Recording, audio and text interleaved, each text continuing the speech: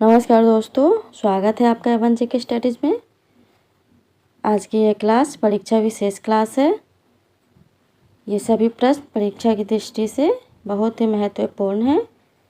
अगर आप किसी भी परीक्षा की तैयारी कर रहे हैं तो ये वीडियो आपके परीक्षा को सफल बनाएगी, इसलिए वीडियो को आप लोग पूरा देखें। इनमें से जितने भी क्वेश्चन के आंसर जानते हैं कमेंट बॉक्स में ज़रूर बताइएगा। और चैनल पर पहली बार आए हैं तो चैनल को भी सब्सक्राइब ज़रूर कर लीजिए।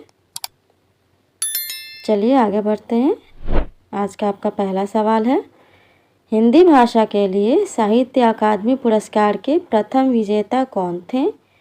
आपके ऑप्शन से ए हरिवंश राय बच्चन, बी सुमित्रा नंदन पंत, सी माखनलाल चतुर्वेदी, डी विष्णु डे। सही जवाब ऑप्शन सी माखनलाल चतुर्वेदी। हिंदी भाषा के लिए साहित्य अकादमी पुरस्कार के प्रथम विजेता माखनलाल चतुर्वेदी थे। इन्हें 1955 में हिम तरंगिणी काव्य के लिए पुरस्कार मिला था। इन्हें एक भारतीय आत्मा के नाम से भी जाना जाता है। अगला सवाल, शिल्पगत आधार पर दोहे से उल्टा छंद कौन सा है? शिल्पगत आधार पर दोहे से उल्टा छंद कौन सा है? आपके ऑप्शन से ए रोला, बी चौपाई, सी सोरठा, डी बड़वै। सही जवाब ऑप्शन सी सोरठा। शिल्पगत आधार पर दोहे से उल्टा छंद सोरठा है। अगला सवाल, राम कृपा भव निशा सिरानी में कौन सा अलंकार है? आपके ऑप्शन से ए रूपक, बी श्लेष, सी उत्प्रेक्षा, डी उपमा। सही जवाब ऑप्शन ए रूपक। राम कृपा भव निशा सिरानी में रूपक अलंकार है। यहाँ भव यानी संसार पर, निशा यानी रात्रा का भेद आरोप किया गया है, अर्थात संसार को ही रात्रि मान लिया गया है। अगला सवाल, चमक उठी सन 57 में वो तलवार पुरानी थी में कौन सा रस है? आपके ऑप्शन से ए भक्ति, बी वीर, सी हास्य, डी श्रृंगार। सही जवाब ऑप्शन बी वीर रस। यह पंक्ति वीरता का बोध करा रही है, इसलिए यह वीर रस है। अगला सवाल, बिहार की लिपि क्या है? आपके ऑप्शन से ए गुरुमुखी लिपि, बी देवनागरी लिपि, सी कैथी लिपि, डी ब्राह्मी लिपि। ये सभी प्रश्न परीक्षा में कई बार पूछे जा चुके हैं। सही जवाब है ऑप्शन सी कैथी लिपि। बिहार की लिपि कैथी लिपि है।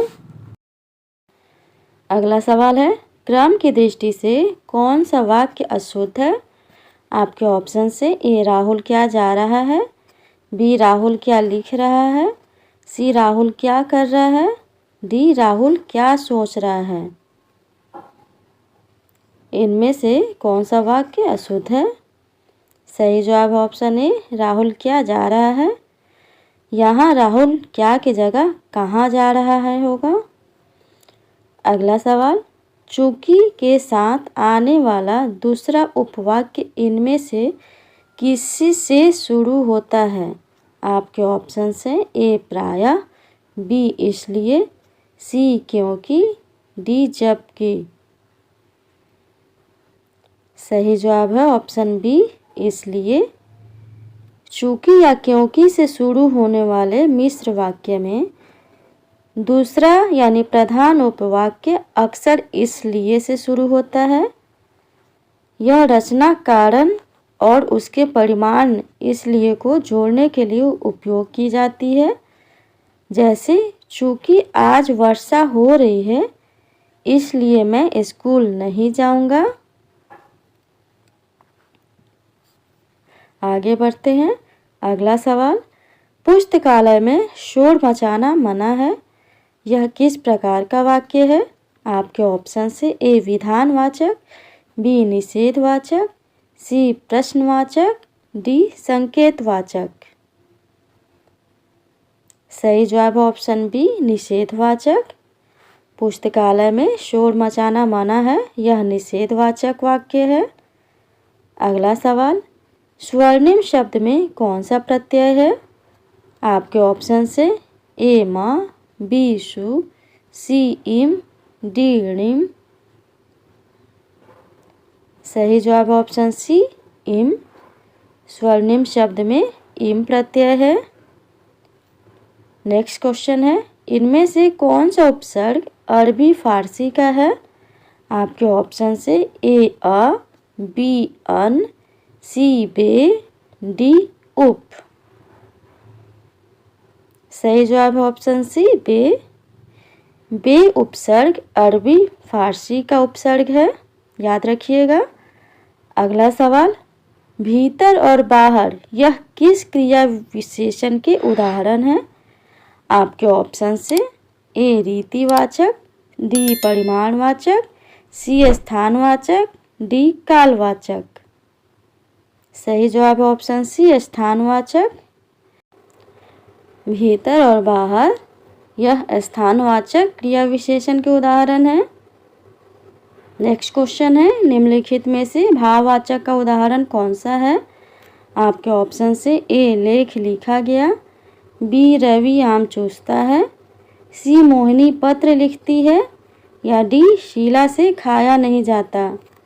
ये सभी प्रश्न परीक्षा के दृष्टिकोण से बहुत ही महत्वपूर्ण हैं। सही जवाब ऑप्शन डी शीला से खाया नहीं जाता।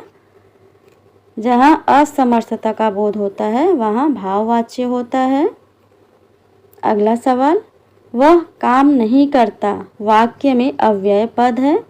आपके ऑप्शन से ए वह, बी काम, सी नहीं, डी करता। सही जवाब ऑप्शन सी नहीं। वह काम नहीं करता में अव्यय पद नहीं है। अगला सवाल, राधा ने पायल से चिट्ठी लिखवाई। इस वाक्य में कौन सी क्रिया है? आपके ऑप्शन से ए प्रेरणार्थक क्रिया, बी संयुक्त क्रिया, सी पूर्वकालिक क्रिया, डी नाम धातु क्रिया। सही जवाब है ऑप्शन ए प्रेरणार्थक क्रिया। जहाँ कर्ता खुद कार्य न करके किसी से करवाता है वो प्रेरणार्थक क्रिया होता है। अगला सवाल, मोहन तुमसे चौगुना काम करता है। इस वाक्य में कौन सा विशेषण है? आपके ऑप्शन से ए आवृत्तिवाचक, बी सार्वनामिक, सी परिमाणवाचक, डी संकेतवाचक। सही जवाब है ऑप्शन ए आवृत्तिवाचक। चौगुना आवृत्तिवाचक विशेषण है। अगला सवाल, अलमारी में कपड़े पड़े हैं। रेखांकित शब्द में कौन सा कारक है? आपके ऑप्शन से ए अधिकरण कारक, बी कर्ता कारक, सी संप्रदान कारक, डी कर्म कारक। सही जवाब ऑप्शन ए अधिकरण कारक। अधिकरण कारक का चिन्ह में और पर होता है।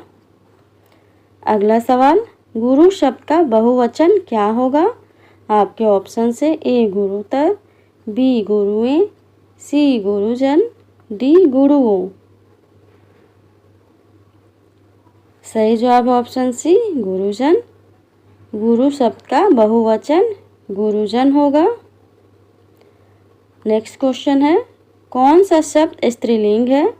आपके ऑप्शन से ए वकालत, बी व्यंजन, सी वन, डी विवाद।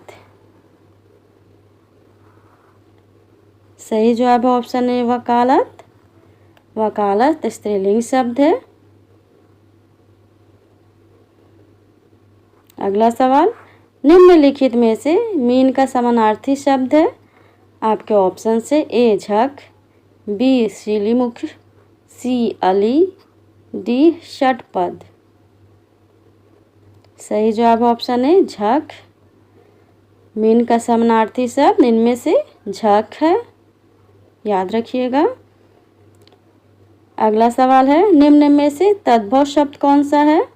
आपके ऑप्शन से ए स्थान, बी यौवन, सी निर्झर, डी जीभ। सही जवाब ऑप्शन डी जीभ। जीभ तद्भव शब्द है जिसका तत्सम शब्द जिह्वा होता है। अगला सवाल, घ का उच्चारण स्थान क्या है? आपके ऑप्शन से ए मूर्धा, बी कंठ, सी तालु, डी दंत। घ का उच्चारण स्थान क्या है? सही जवाब है ऑप्शन बी कंठ। घ का उच्चारण स्थान कंठ है। चलिए बढ़ते हैं नेक्स्ट क्वेश्चन की ओर। अगला सवाल, इनमें से कौन सा वर्ण स्पर्श व्यंजन नहीं है? आपके ऑप्शन से ए क, बी च, सी ट, डी य। सही जवाब है ऑप्शन डी य। यह स्पर्श व्यंजन नहीं है। क से लेकर म तक के सभी व्यंजन स्पर्श व्यंजन होते हैं। कुल 22 स्पर्श व्यंजन हैं। तो आज के लिए इतना ही। आज की क्लास आपको कैसी लगी कमेंट बॉक्स में ज़रूर बताइएगा। वीडियो अच्छी लगी हो तो प्लीज़ लाइक ज़रूर कर दीजिए और क्लास में पहली बार आए हैं तो चैनल को भी सब्सक्राइब ज़रूर कर लीजिएगा। धन्यवाद।